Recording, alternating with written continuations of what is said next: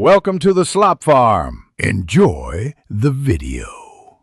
You begin by opening your editor and importing the footage and the text you will overlay. Once done, match the project frame rate and resolution to the source so timing stays accurate.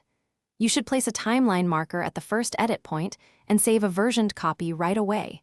This prevents mistakes from costing time.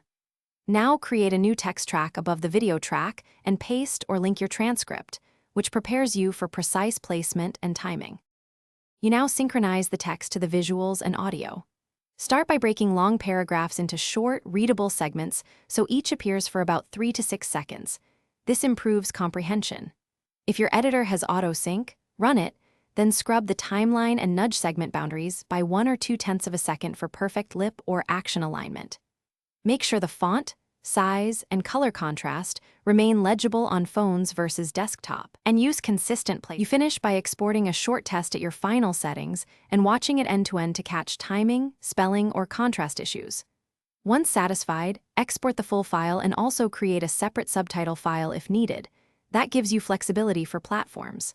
If text appears out of sync, reopen the timeline, adjust the global offset, or rerun autosync with a stricter tolerance and re-export just the affected segment.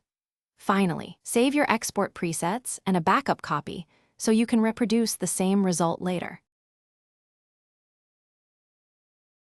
Thanks for watching. Consider subscribing if we helped you today.